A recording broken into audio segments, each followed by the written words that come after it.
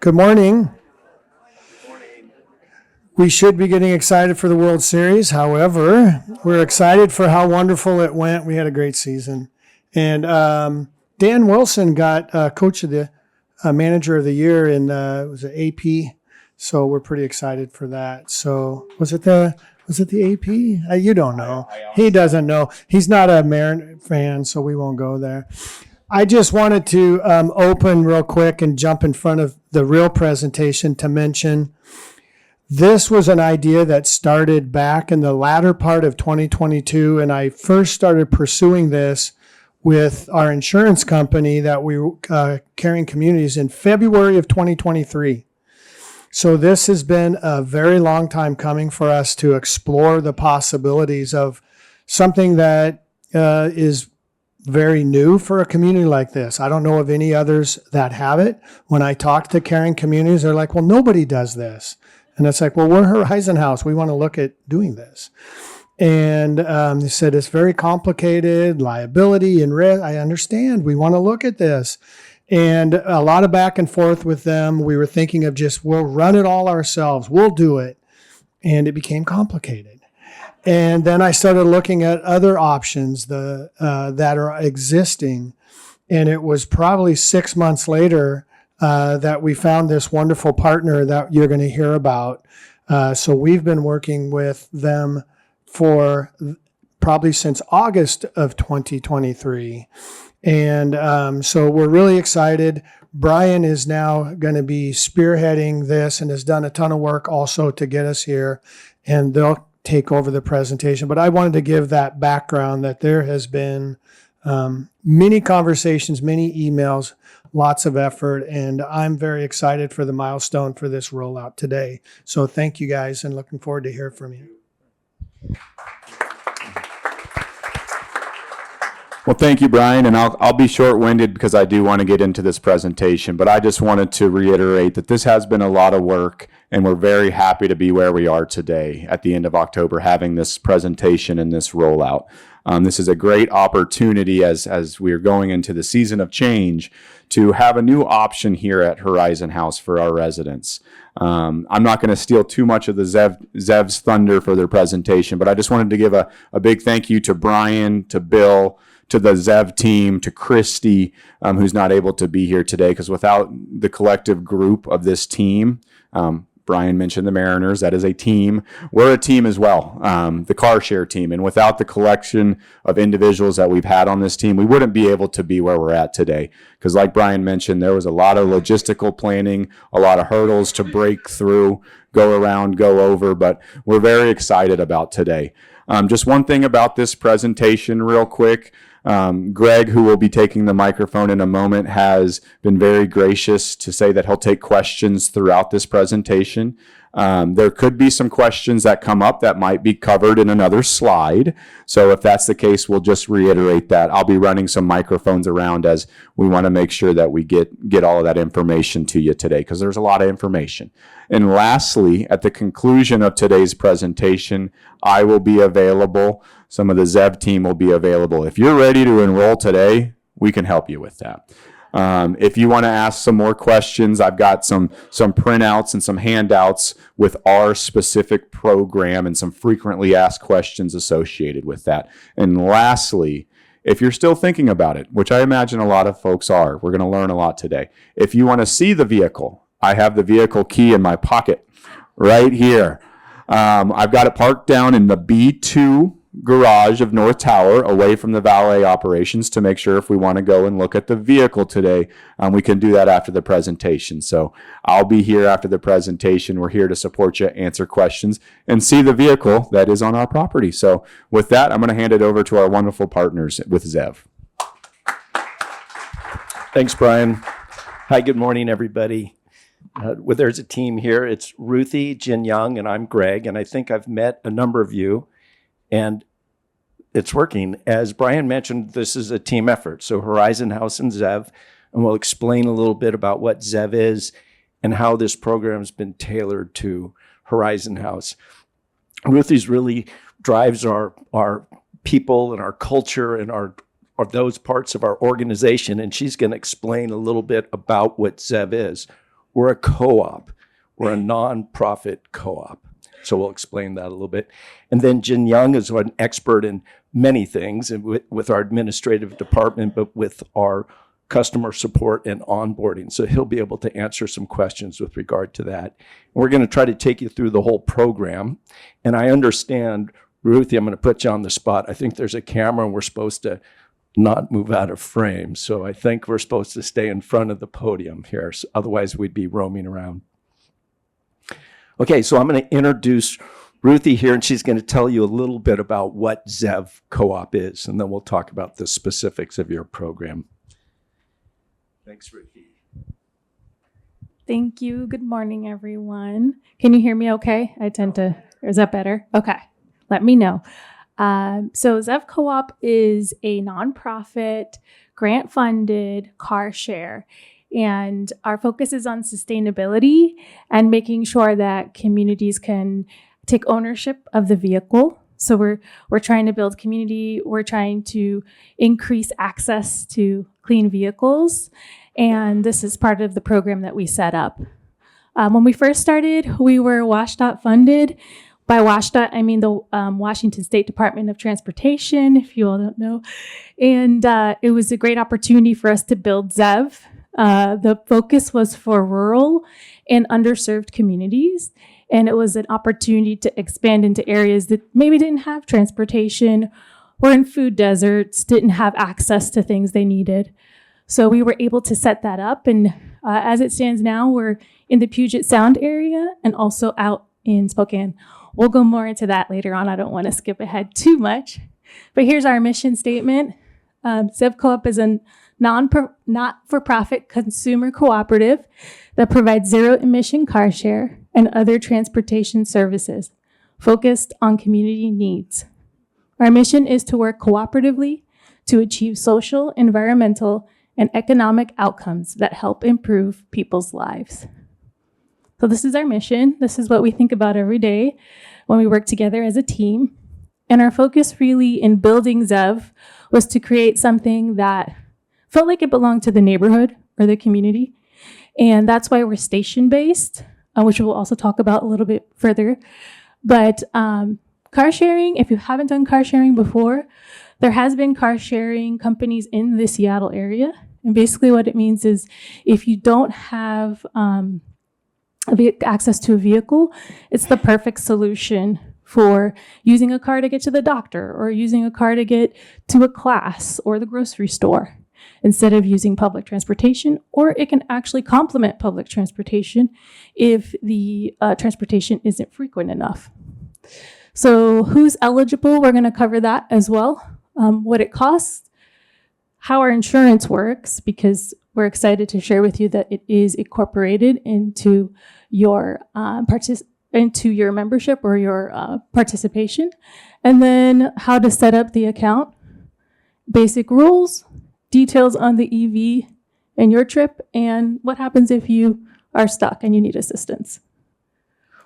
So that's what we're going to cover today. And I think I'll go ahead and pass it over to Greg to talk about what is car sharing, and then your eligibility piece. Thanks, Ruthie. Really appreciate it. So obviously we haven't rehearsed this, and we're just going to go through the information with you. The key point here is we have facilities around Puget Sound. So we have 14 sites, 15 vehicles out there already, and they're available to the public. And if you chose to, you could also use those vehicles. This vehicle is dedicated to this community. So that's really a key part of this.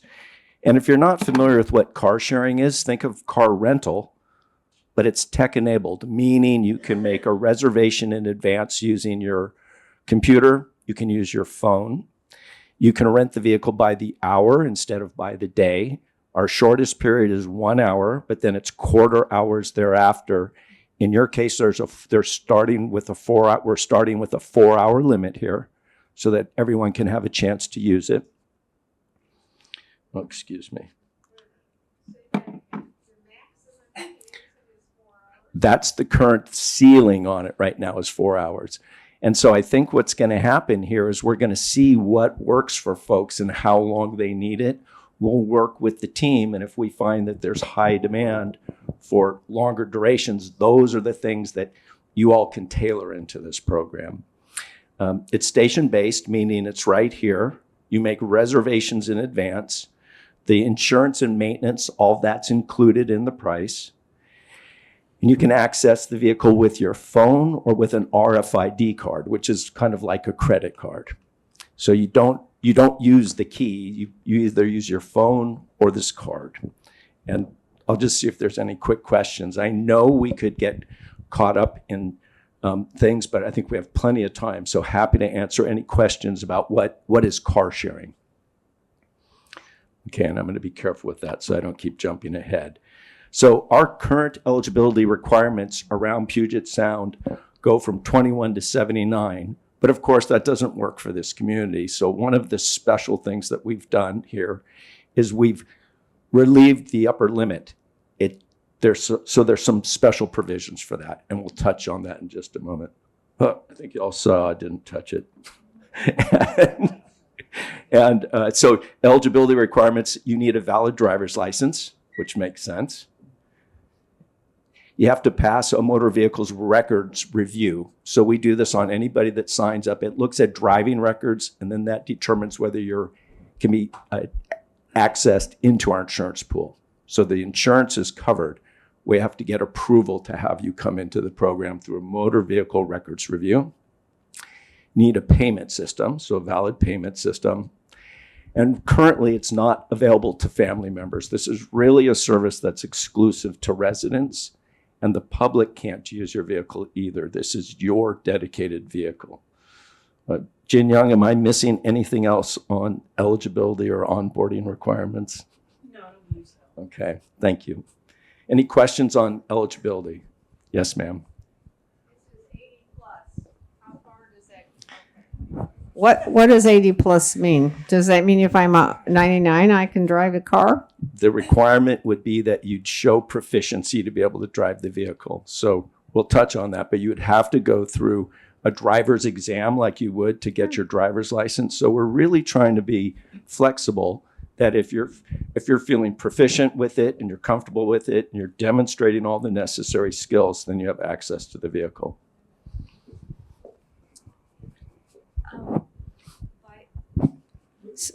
Let me finish. I'm just going to ask a follow-up then. So when do you have to start taking the driver's test? At 80 plus is how we're doing it.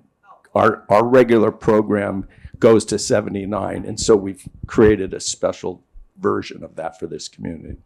So in order to have our ability to drive safely, will we be able to drive the vehicle with somebody so we can kind of get a feel for the vehicle itself? Yeah, so that won't kick in till after 79. So anyone who's under 80 doesn't have to demonstrate that. You just have a valid driver's license. 80 and over, then what we're using is a third-party driver's training company, and there's several of them around here that you would use for a driving exam. We're going to use a third-party organization to do that. So we don't force Brian to decide or Jin Young to decide. We're using a third-party organization for that. Well, what I wanted to know was, like, can we drive the car with somebody so we get a feel of how to drive it? Show and tell. Oh, sure. We're going to do ride and drives. Is it going ahead still? Yes, the answer is yes. We will, if you're feeling a little bit, and let me share this. An electric car is a whole different thing, right? So there's a learning curve for everyone. The first time I got an electric car, I was lost a little bit. But it only takes that first time to have exposure. So if you feel like you do need that support, we're here. And we're going to walk you through it in the orientation step by step. But if you go through the orientation and you still feel like I'm scared, I'm intimidated by this, then of course we're going to try our best to spend some one-on-one time with you, whether that's through Zoom or whether that's in person, to get in the car with you. We'll make that happen. And Ruthie's going to stand by with me because she's just such a great partner. So we do an orientation. So anybody who signs up, we go through an orientation. We do video and live orientations. As Ruthie mentioned, we're going to be doing ride and drives where we'll come here and we'll all go down, and anybody who wants to join in that event will have an opportunity to check the vehicle out and see how it works. And we'll do a number of lunch and learns where we'll come here and we'll table. And so the idea is that we really want to work with you and engage, kind of getting past that friction of, am I comfortable with this car? How do I use it? And it's your vehicle. It will be the same vehicle every time. So once you learn how to use it, then ideally you'll be fully proficient with it. I hope we answered that question. There's another question over here. Oh, and we got a mic going over there. I'm wondering, is that orientation, do you have to pass the 80 plus thing before you go to that? So the way it works, if you were over, you could take the orientation, but it wouldn't make sense if you couldn't go through the driver's skill test, right? Anybody up to 79, which is up to 80, so it includes 79, could go ahead. If your driving record passes the insurance requirements, then you go right to the orientation. If you're over 80, then you would want to get that skills test out of the way so you don't waste going through the orientation. Okay, so there's a one-time cost per year. There's an initial registration fee that covers the motor vehicle records check, orientation, us coming and doing onboarding. It's a $55 fee that doesn't reoccur until the end of the year, which I'll explain in a moment. Then it's $5 per hour to use the vehicle. That's a...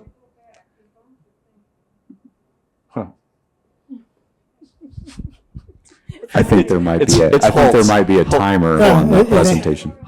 It's halts, yeah. Yeah.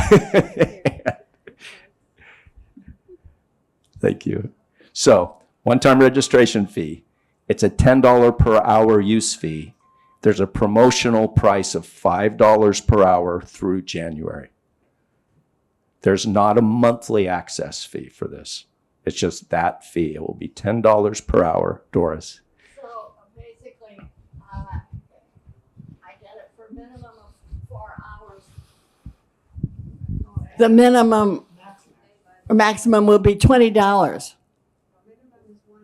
If it's if I rented it for 4 hours, it will be $20. During the promotional period, yes, that's correct. Then it goes up in January, And here again, this February is 1st. we're stepping out and trying to see what works for the community here. And so I imagine we'll be surveying and trying to understand what works for you all. So we've launched with these parameters, but that doesn't mean they're permanently locked in. It's part of the team of figuring all this out. There is tax, there's city tax. It will show up when you make your reservation. At the time you make your reservation, you'll see either on your phone or on your computer what the cost is. And then you can decide to proceed or not. But tax is added to that. Then annually, after 12 months, we're going to do motor vehicle records checks again, right? So we do this in our main program. We do a motor vehicle records check to make sure that your driving status hasn't changed, and there's really no other way to do that. If your license expires, we know that because you've given it to us, and it will flag it in our system. But let's say you have an incident that we're not aware of. The only way to know about that would be through the motor vehicle records check. That comes back to you as drive time. So after that first year, if you do the renewal, that comes back as drive time. So if you spend that $25 to do your motor vehicle records check, then that comes back as a credit towards your drive time. So really, you're not out of pocket. Anything to add to that, Ruthie?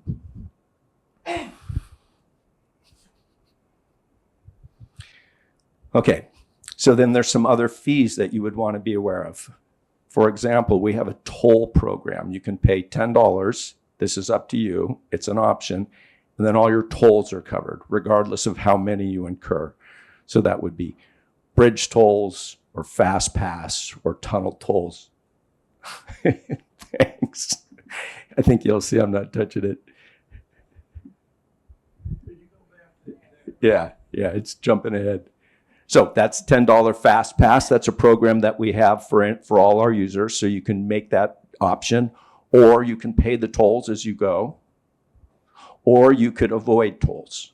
But if you want tolls included, it's for the day, it's $10, and it's in essence unlimited. Yes, ma'am. No, this is great. I'd much rather have it as a conversation. So there's a toll on the 520, but it's not like, I mean, they just read your license plate. They don't, it's not like I pass through a toll booth or anything. Right. So in that case, in that one, you would want, if you were going to go 520, you'd want to do the fast pass. Then it's prepaid. You do it when you make your reservation. Exactly. So it's an option as you check out. So you've reserved your vehicle. It comes up and asks you, do you want the fast pass? You would say yes or no to that option. It applies for any tolls incurred that day. Exactly. Yeah. So if you went back and forth several times. Could you please repeat any answer that's not broadcast? Okay. So I'm sorry. So the question was on the fast pass. And the question was, how many times can you use it in a day? And it's unlimited in the day. So it's $10. It's an option as you check out, either on your phone or in the computer. And you would just add that. And then all day long, all your tolls are covered. It's a one-time fee. Yeah, for as long as you're using the vehicle. And then there's excess miles, which I don't think you'll ever get to. There's 150 miles included per day in the rate. If you were to go over 150 miles, then it's 45 cents per mile for that day, or for the 4 hours, if that's how we're defining the day. There's a late return fee, which is really something that you all can decide whether you want to ultimately keep. What it means is you could be inconveniencing the next user. And so the way our system works in the general public is there's a fee if you bring it back late, because there's a very good chance we've inconvenienced the next driver. It is $20, and we're going to touch on it here in just a moment. Any tolls and tickets. So if you didn't use the fast pass, and if you incur any tolls or tickets, then that's something that gets added. That late return I just mentioned, smoking, I imagine we don't have any smokers in here, but there'd be a fee for smoking, or if there's any damage to the vehicle. Yes, sir.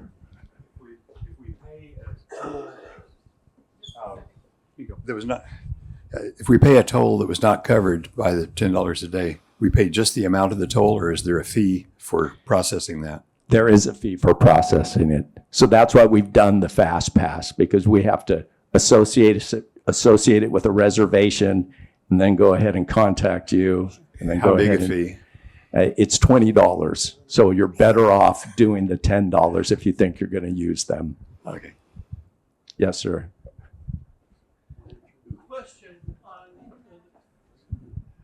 A question on the special exemption that you're giving for Horizon House for the over 80 group, which a lot of us qualify for.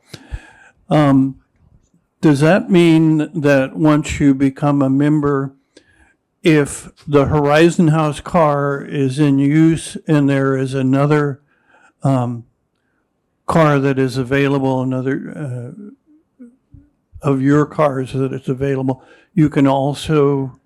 Correct. So the question was, can you use our other vehicles? And the answer is yes. And we haven't wanted to complicate this, but that's not a complicated question. Is we have multiple vehicles around Puget Sound, and we're going to have more and more.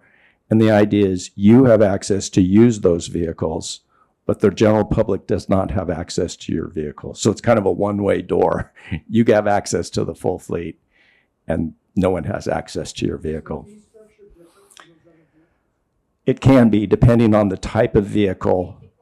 The question was, is the fee structure different between your vehicle and those vehicles? And the question is yes. The answer is yes to that. We're not asking you to become members of the co-op, but if you did, then you'd get the co-op rate. So when I say it could vary, our rates vary for the public based on whether you join the co-op or not. So side note here, anybody can use our vehicles if they go through the eligibility process. But if you're a co-op member, it costs you half of what the general public pays. That's the idea of joining the co-op.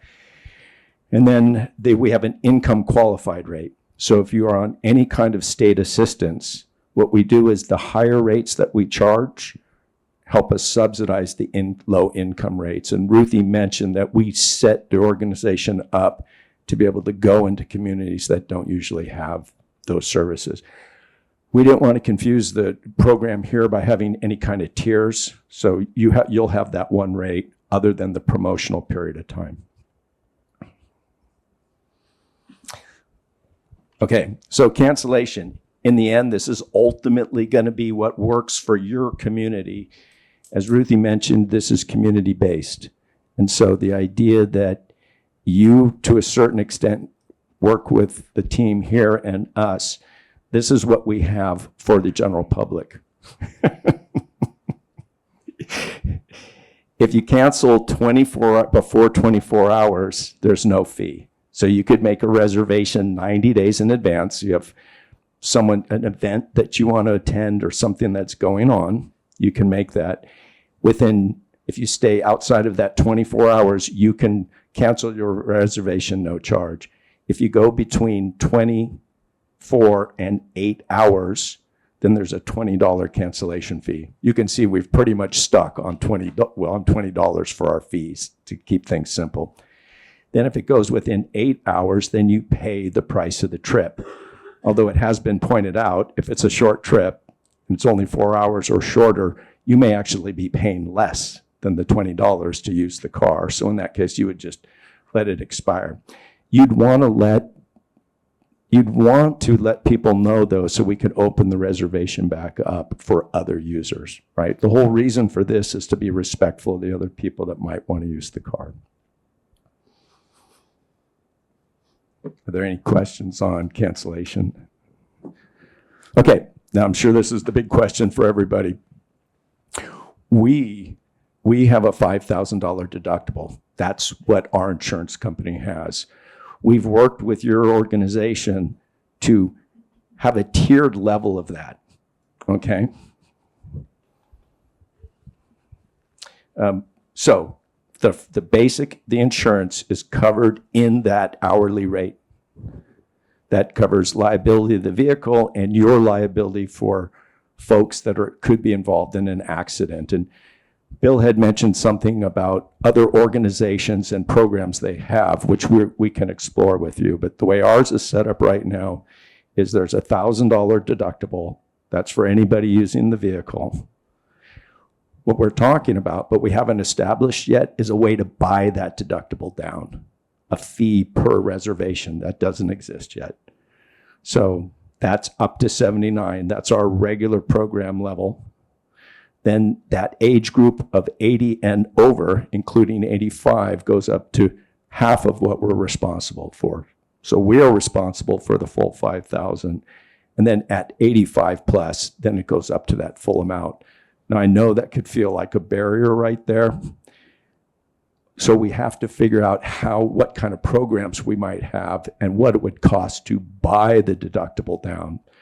Bill mentioned that when he uses Zipcar, every time you have a reservation, they give you an option to buy down the deductible. I think that's how that works with Zipcar.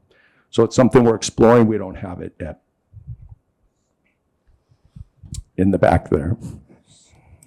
So if you had an accident while you were driving, you guys cover it. Well, if I'm 80 and above, I would owe $2,500, or my insurance company, depending on the company. That's correct. We cover, the question was, what do we cover in an accident? And so the deductible would be your responsibility, and then we cover beyond the deductible, is how that works, right? But theoretically, my insurance company could pay that. So that's the note here. Many credit cards have rental car insurance included in them as an option. So it's something you absolutely want to look at. It might actually buy all of your deductible exposure down. And certainly if you have your rental, if you still have your own vehicle insurance, it will do that as well. So that would be unowned, non-owned vehicles, rental coverage. And so we'd be delighted to work through that with you. This is kind of a new thing for us to get into it with these different levels of deductible. But yes, you're responsible for the deductible. We don't have it yet, but we're looking at a way to buy that down. And your insurance or your credit cards commonly have ways to cover deductible. We have to investigate that with you. Okay. Look, all I had to do was make it look like I was going to move it. Whew. Okay, so now here's the fun part, and we're hoping we can do this with you. You can go as far as you want without putting in a credit card or putting in your driver's license. You can explore with us today after this, just using the app or looking at the computer. Thank you. I know we're driving you nuts with the display doing its thing there. Maybe we should take that out.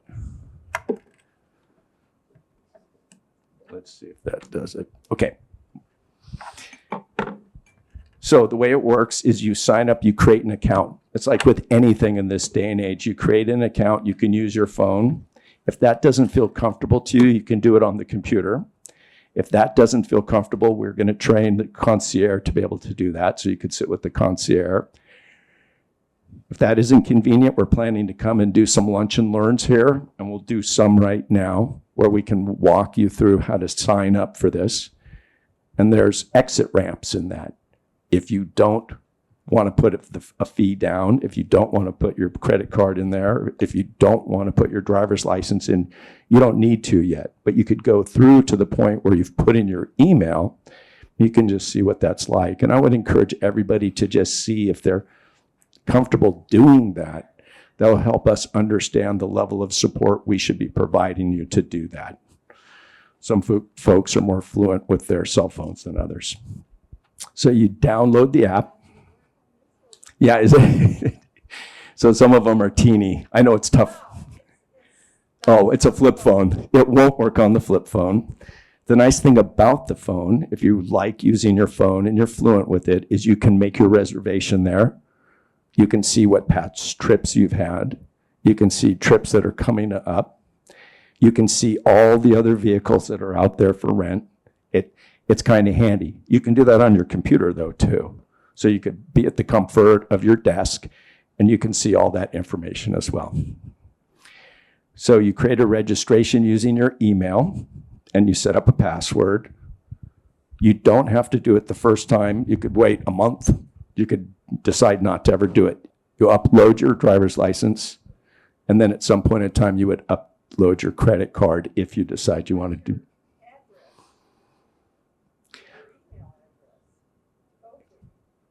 Well, if you have an email address. If you don't, then we could set it up with your phone number. But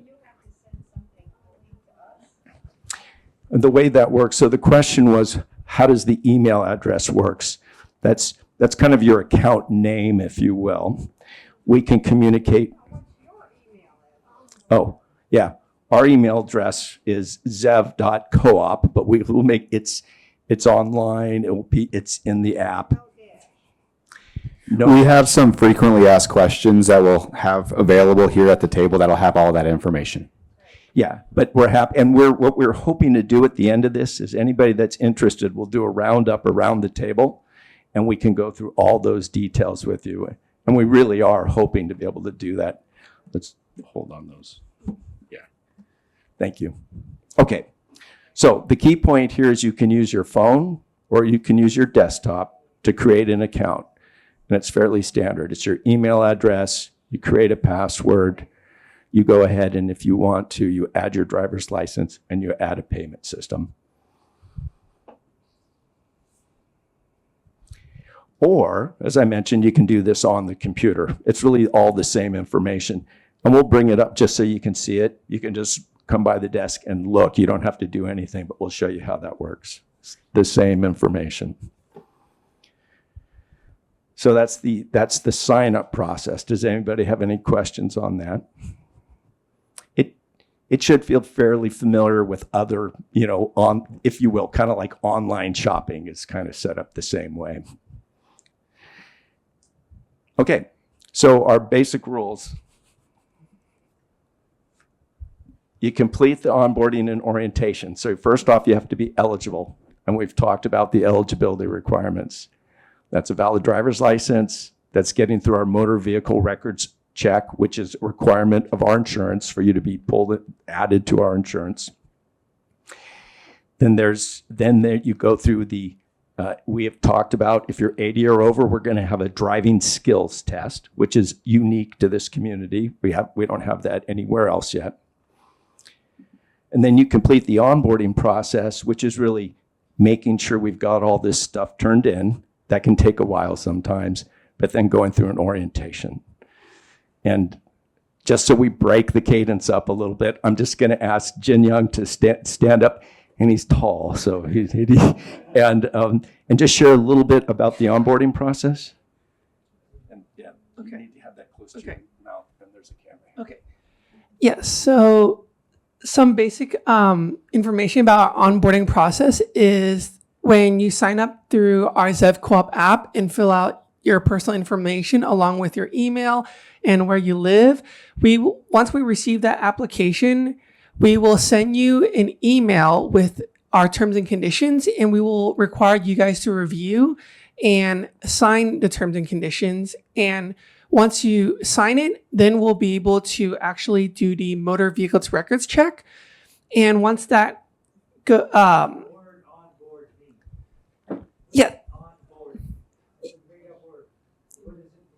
yes, onboarding. Okay, the question is, what does the onboard mean? And yes, and the word onboarding is getting you on board. So basically setting you up to be able to use our services.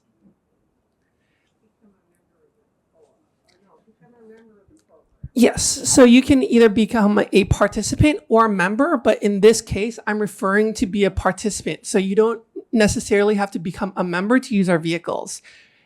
Yes, and once we complete this, oh, sorry, you have a question? So would you want to onboard if you haven't?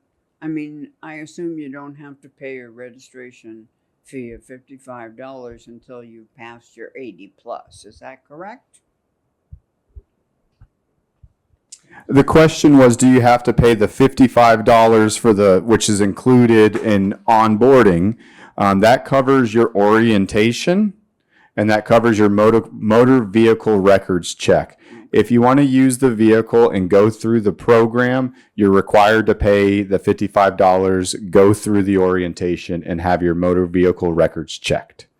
So, and to add to that, the question is, if you're 80 or over and you want to check your skills, you might want to do that first before going through the process, so you don't incur any costs that wouldn't make sense to incur. So that's a great recommendation. We'll get that in our paperwork, that if you're over 80, you might want to demonstrate your proficiency and then go through the process. Yeah, we don't administer that. We'll coordinate it. There's a number of third-party driving schools, exactly, because we don't want to be put in the position of trying to make that assessment. Those schools have gone through a training for that, and they do it for our DMV. So I think we're touching on, yes, ma'am. Here you go. I got one. Thank you. I'm a little confused about membership. Is Horizon House, in its relationship with you, is Horizon House a member, or are we a separate corporation that kind of are cooperating with you? And those of us who have a driver's license want to be able to rent these cars. Are those people members? So this is an excellent question. I believe the question is, are you a member of the co-op? Okay, and you are not at this moment. You are a participant in the co-op, in the carshare program.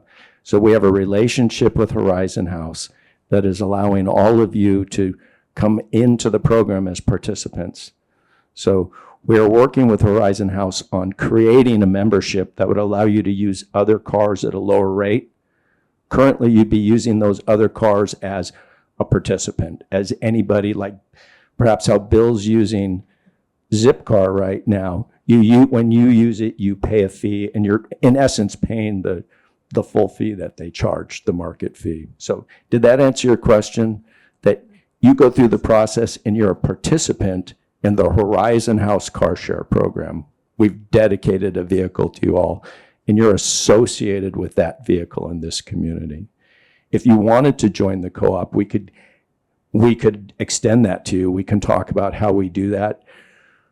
Frankly, we're trying to keep the level of complexity lower right now and not get into the whole idea of joining the co-op, because we didn't really anticipate that immediately you'd want to go use all the other cars.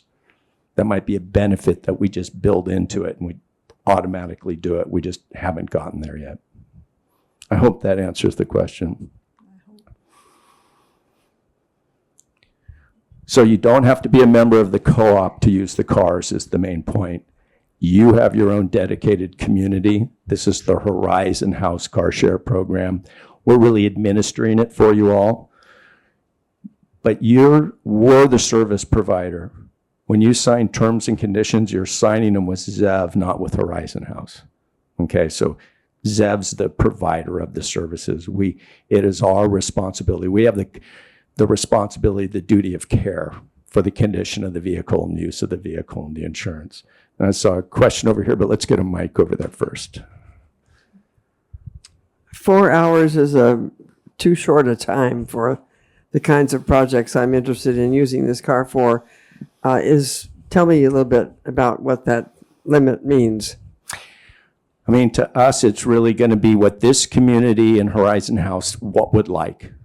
We have a lot of flexibility on that. I'm not trying to, deflect this, but in the end, when you all decide what works for you, we'll open it up. And I can speak to that a little bit as well. This is our starting point. This is, as we opened up, this is a unique program, a first of its kind. When you have a new program, you're doing a disservice to yourself if you're not learning from that program. So that's what we're trying to do. One of the reasons 4 hours was identified up front is this is an electric vehicle. This is a new vehicle for many of us. I enrolled and went through orientation earlier this week, and I drove to Northgate and back. It's my first time driving an electric vehicle. It is a little bit different, and we want to make sure that we set ourselves up for success. Part of the reason that 4 hours was identified is to really gather information on the trips that our residents are doing. So that's where we're opening with, is at 4 hours. And earlier there was a slide about exceeding 150 miles. We feel confident that within that 4 hour range, we wouldn't put ourselves in that situation up front as we're rolling this out to exceed 150 miles. So it's a starting point. And as Greg and the Zev team mentioned, your trips are all recorded. And that is going to be very important data, if you will, for us to see how things are going, to see how we can change, and to see what our residents are using the vehicle for. The other thing is we only have one vehicle. If we start seeing that longer trips are needed and we need a second vehicle, we're already in talks about what if. So that's the other part of, so that others can take advantage of it. If we get to needing to change it and get a second vehicle because this community needs one, we'll absolutely entertain that. We've already talked about the what ifs. So thank you for that question. It's important. On all our other vehicles throughout our system, we have a 7-day limit on the vehicle. So you could literally drive to Southern California. You couldn't drive to Mexico because we don't allow it, but you could drive into British Columbia. And so that's how that program works. And we've mentioned you have access to those vehicles. Let's see, we're talking about onboarding. Yes. And I think what Jen was mentioning, and I think it's worth discussing, is this little bit of interaction to do what we're calling onboarding. It's getting some information back and forth from you, terms and conditions, the handbook, a number of things. I'm going to pass back to Jen Young. I think you were at terms and conditions, and then we're going to the motor vehicle records check, which is the next step. Yes. So once you've signed the terms and conditions, and in this case too, we do require, if you are over the age of 80, we do require the test that proves that you are eligible to be able to use the vehicles.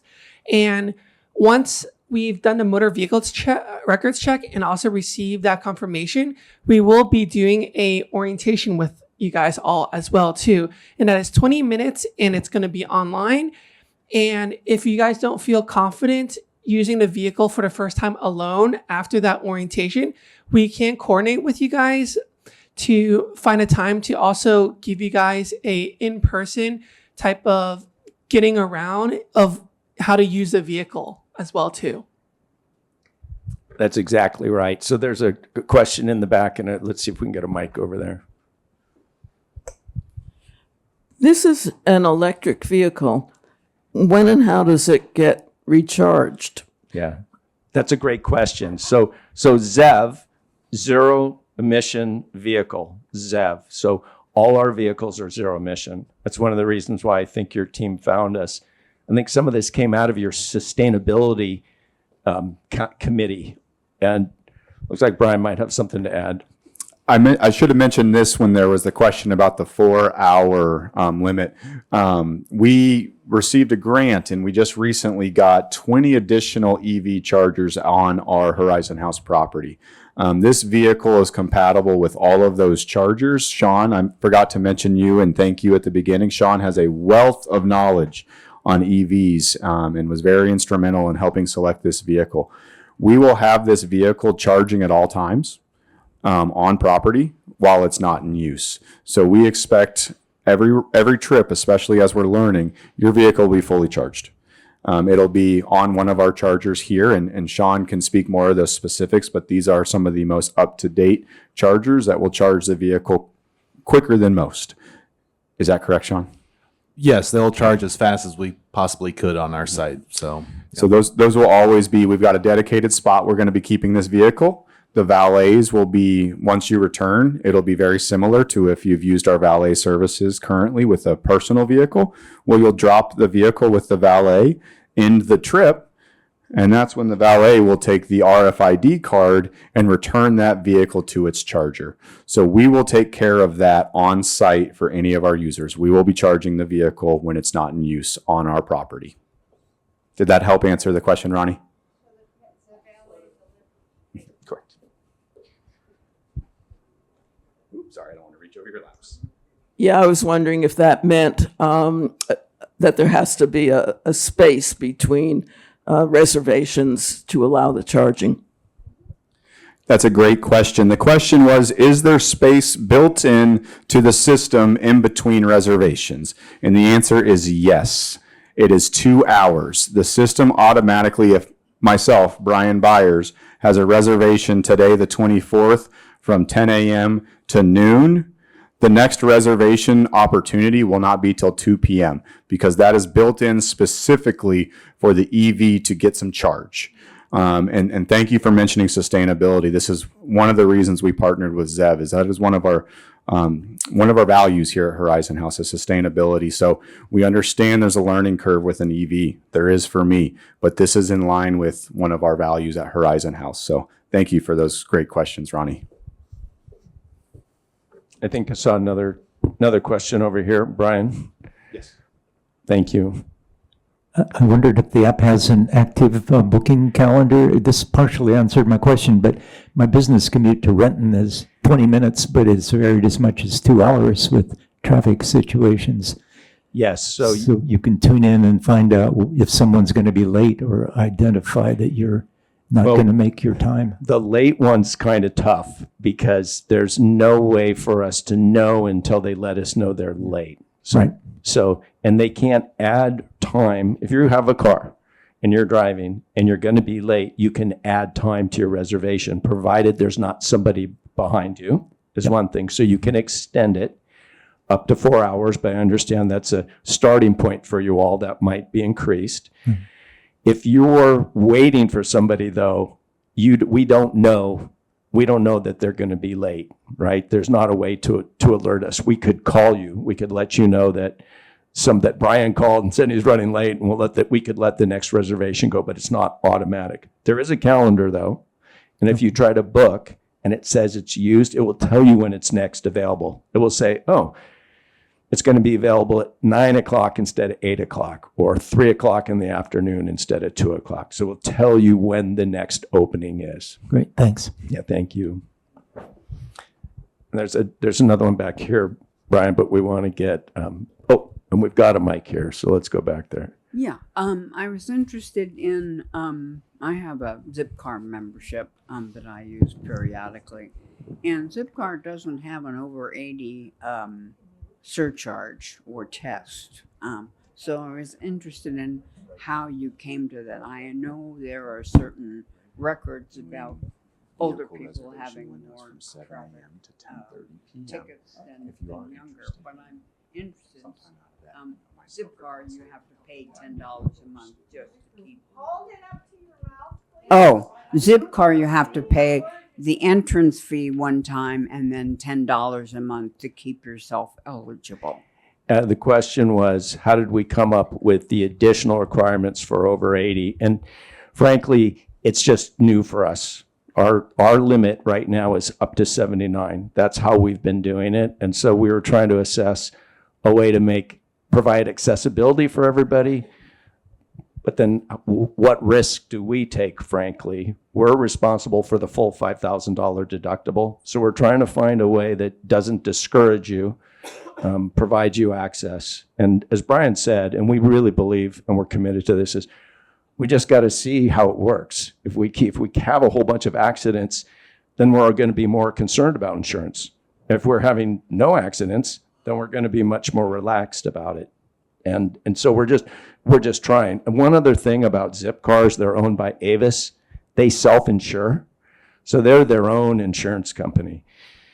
We go through a national car share insurance company, and the number of incidents we have impacts our rates and ultimately our entire program. So we're just being a little cautious, frankly. Let's see. So we are in the basic rules. You can make a reservation up to 90 days in advance. The idea is if you know you've got an event coming up, you can have the confidence that you're signed up for it. There is not that reoccurring monthly fee. So once you've gotten into the program, you have a whole year, and then you just pay for it when you use it. Bill mentioned we were talking about a way to buy down insurance. We haven't gotten there yet. You must return on time. You're responsible for any damage. And currently, this is built around your valet program. So it's available 7 to 10:30. If it's later than that, I know that your team here, and I believe, we even got Brian's name here saying that he could, accommodate how that's done. But the idea is that the valets aren't here outside of those hours, I believe. Okay, now we're talking about your car. This is exciting. This is your vehicle. It's dedicated to Horizon House. Sean was involved very deeply in this and went and test drove vehicles. And, there's a lot of choices out there. There's some exciting things about this vehicle. It's got quite a bit of room, although it's still a smaller vehicle. It can take 5 passengers, which you may or may not ever need. It's all-wheel drive, which could give a lot of confidence with regard to the wet weather day like this. I don't imagine you'd be out driving in snow, but if it ever did snow, you'd have all-wheel drive, which is something that would give you a lot of confidence. It has good range. It's just under 300 miles, depending on how you drive the vehicle. I can see a typo in there. It's got the NACS charger, which Sean mentioned. That is a charger that is very user-friendly. It's a charger that is modeled after the Tesla charger. Whether you love Tesla or not, the charger is an excellent charger, so it's got the latest charger. And then it can do DC fast charging, which you wouldn't have here, and we don't want to get too complicated, but there's different levels of charging. It can take the highest levels of charging that are out there. So it's a Hyundai Ioniq 5. It's rated 10 out of 10 for the last 3 years. It's really an excellent vehicle. Any questions? We're going to go down. I really hope we're able to do a field trip here. Anybody that feels like it, it'll probably be myself. We'll go down below, and then Ruthie and Jin Young will probably do any onboard, showing people the app or showing them the reservation system. Did you have something, Ruthie? Oh, okay. I'll let Greg take a little break here since he's been leading this for a while. Let's talk about how it works on your trip. So your reservation starts automatically at the designated time. If you're a little late, like you're 5 minutes late, it's going to be fine. You can still pick up the vehicle. You'll be able to lock and unlock the car using the Zev app that's going to be on your phone. We will, again, coach you through that. So it won't be new to you. You'll have seen the screen and how to use it. And then you can also use the RFID card. So this is kind of a favorite for me when I'm going to be in and out of the car multiple times. It looks like a credit card. I actually skipped to the next slide to show you. Brian's got one. Oh, here we go. Perfect. So this is the card. Think of this as your key to the car. So what you're going to do is you're going to wave it on the front windshield. There's a little light there, and it'll pop the locks open. Really easy. Then you can put it in your purse or your bag or whatever. If you don't feel like whipping out your phone every time to unlock and lock the car, especially if you're doing a grocery trip, it's easier to just use the RFID card. But just make sure you don't lose this guy. So there's that option for you. And then you want to return the vehicle. When you're done, when you return the vehicle, make sure that that RFID card is back in the glove compartment. You'll notice that it has this little, it kind of looks like a little teardrop thing on the end. You're going to insert that into the slot in the glove compartment. That'll keep it nice and safe. Any questions about that piece? I'll add, if you lose the car or your phone isn't working, you can call us and we can open the vehicle remotely. So you could use your flip phone and you can call us and say, I have a reservation. I've locked myself out of the car. We can open it remotely. Okay, so then we'll move into driving it. There is a YouTube video out there that we will share with you on how to operate the vehicle. Things that are going to use more energy. So if you are using the sport part of the drive, the heating and cooling, the rapid like just revving up, speeding over 55 miles per hour, these things will use more energy, right? So if you're like me and you're trying to make it stretch as long as possible, then maybe put the windows down or don't have your GPS going on your vehicle as well. Just try to think about that if you want to make it last. But otherwise, crank up the air conditioning if you're just going to shoreline and enjoy that or the heat.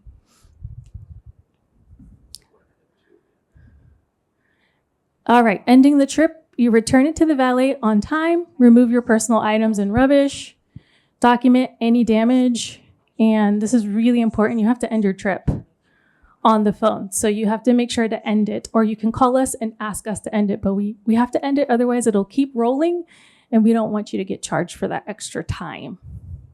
This is really nice, the way you have it set up to be able to return it to the valet, because then the valet would be in charge of charging the vehicle for you. And that's a nice little piece that you don't have to necessarily worry about. So yeah, it's a great setup. Do you all have any questions about that piece, ending the booking? And we're here to help you as well at Horizon House employees. We've still got some training to do with our valet team, but I'm sorry to just interject myself here. No, and I'll put myself in front of the camera, Reese, so I could see you looking at me back there. We plan to be able to see what reservations are coming up.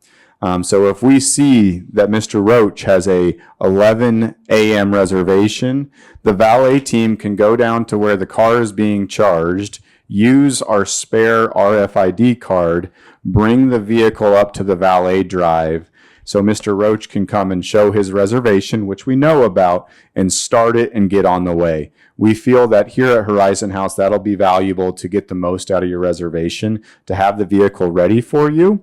And then we also want to get some more training with our valets to go through the process of ending a reservation. So when someone gets back and they want to end their reservation, we can appropriately do so and help you on your phone. And then we'll always have this in a lockbox. We have an extra one. This is our extra one. So the valets can drive the vehicle back down to its appropriate parking spot, not on your reservation time. That's the most important part. The reservation time is for you all. The valet's bringing it up and taking it down is not going to be on your reservation time. That's amazing. Okay. All right. So, sorry, it keeps moving along here, but we'll go to if you need assistance. You also can get assistance from Zev. We will go through the process in orientation. This is a orientation that is 20 minutes, but it is at the end, there is Q&A. So you can ask any questions that you have, or if you want us to go back in the slideshow and explain something, we will do that for you. There are several check-ins as well. So it's a great orientation. It'll walk you through every part. Zev will also provide a lunch and learn or a ride and drive. If you're all getting signed up and you feel like we really want to just have the opportunity to ride with you in it, we can set that up and we're happy to do that. We can assist you with reservations. And then of course, we just heard about what Horizon House has set up for you. If you have an urgent situation and you need to contact us, we do have an 800 number here, 9 to 5 on weekdays for routine support, and then 24/7 after hours. So if it happens after hours or on a holiday, we do have someone watching the phones during those times. And I know I'm just jumping in. I apologize again. That slide was very important, and I could see the interest of that. We have all of that information as well laminated inside the driver's door panel of the vehicle. It is in there now to make sure that information is always very readily available to our users. That's amazing. Thank you so much.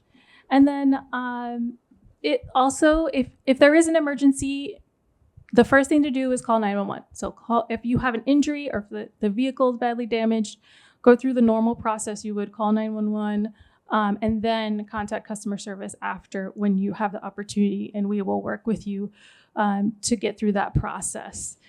And that's basically it. I'm going to hand it back to Greg for any questions. And then we're happy to answer any questions as well. Thanks, Ruthie. Thanks, Brian. Also on the app, there's a place for assistance or help. So you can go there, our phone number's on there. And then, of course, we can be reached via email. But if it was an emergency, you'd want to get in touch with us right away. So we're really, really excited about this. We appreciate your attention to it. And we understand that there's a period of time getting familiar with this and deciding whether it's going to work for you. We'd love to get you down and look at the vehicle and share some information on how to get into the system. We also have some information here that we're calling them special provisions, because we have certain things going on here that are outside of what we're providing to our other clients. Okay, so there's a fact sheet here that we'll pass around, or maybe we'll leave it here. If you want it, raise your hand and we'll bring it. And the reason we're providing this is you might see something online that contradicts something we've told you today. That's because we have special provisions for this community.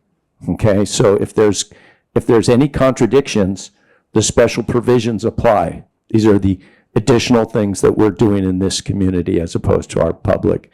There is a carshare handbook. There's an example where there might be some of those differences as well.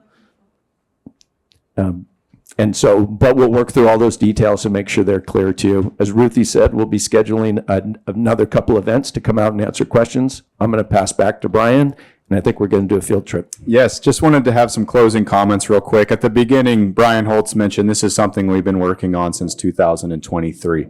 And I also mentioned there's going to be a lot of information. An hour later, you can see that that's true. So I do thank you for all the questions and insight into this program. This is another transportation opportunity here at Horizon House, as well as within the city of Seattle. We try to keep all of our residents abreast of all the opportunities we have from a transportation standpoint. And it is one of our goals to give you as many opportunities as possible. We understand that not all of those opportunities will fit everybody's needs. So I do appreciate the open mind into this. And also, I really appreciate the Zev team for taking on some of this on their plate to make this work, for us. We didn't get the stiff arm that's too big of a hurdle for us to overcome. They truly worked very closely with our executive team, with myself, with Sean, to get to learn about what Horizon House is and who we are. So I just want to really thank y'all's team for doing that.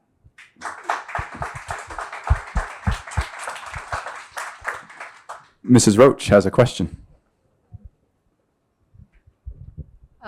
This is not a question. It's two quick things. One, I'm very grateful to the Horizon House staff who've worked so hard to make this happen. And also so grateful to the flexibility to tailor a program that is possible just for this community. That's really an important and a very challenging operation. I also would like to pass on to all of us who are still in the room that although it will not be true long, right now the term Zev Co-op is not second nature. And the elevator signs for this event said Zev Co-op presentation. So with no word about car sharing. So I know that there's a lot of people here who would have come had they understood. I mean, a lot of people also read the alert and knew what it was, but at any rate, so I'd like to ask each of us to think about the people we know who would be interested and pass on this information. But there was something in the alert. And I thank you for that feedback, Carol, because the subject line, we could have put some more information in there, and we appreciate that. And I do know we made the mention a few times. This has been recorded for anyone that would like to rewatch the presentation. Originally, for full transparency, this was scheduled on a Monday, and we decided to pivot. We understand we only have so many Monday Market Mondays in the West Wing, and we felt very strongly that we shouldn't have this presentation on one of those final Mondays. Hear me coming. So my question is about the insurance. I see that the insurance that you have on the car is the Washington State minimum requirement. But if you get in a serious accident and there's a lot of injury, are we responsible for the additional above that minimum? Not for the vehicle, but so the vehicle's insured to its full price. But Right. liability beyond that, yes, you could. And so the thing to do is really understand what you have for coverages, Right. what might be there. I think that's a really important thing to be aware of.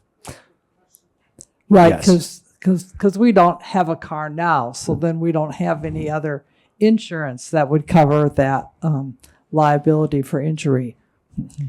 And I'm not trying to deflect this at all. I think that's the same as ZIP. I think the way all of these are set up is it's to the statutory requirements.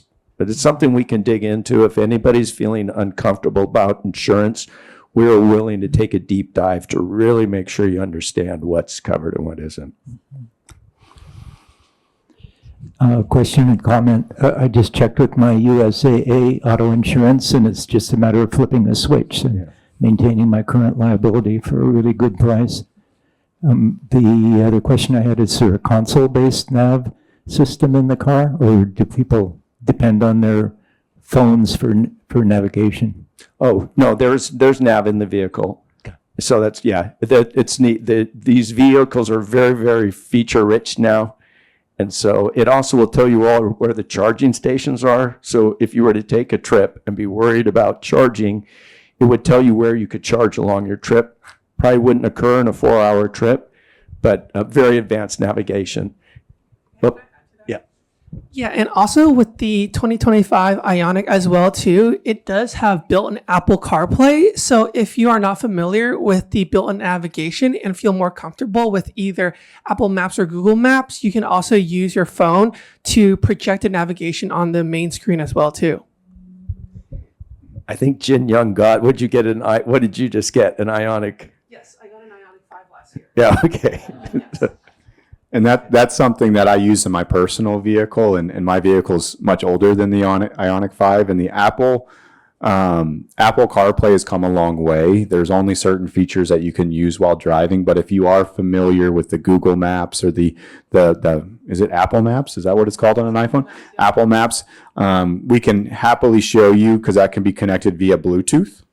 And once you connect once, your phone will be an option to connect, and we can even show you if you wanted to disconnect your phone from that. But the Apple CarPlay is a great feature. And you just read my mind right there. I was going to say, if there's no more questions, some of our Zev representatives will be here to show you anything on the platform you might want to see. But if not, you could come with me. But I'm going to be going down to the B2 parking garage in the North Tower. If you've ever been there before and seen a big blue truck, I don't know whose it is, we're in that parking spot. We're in spot number 1 in B2 of the North Tower parking garage. If you wanted to come and see the vehicle, it's down there, and that's where a few of us are going to be headed right now. Thank you all for being here in such great dialogue today. Thanks, everyone. Ruthie and I will be right here if you want to look at the app.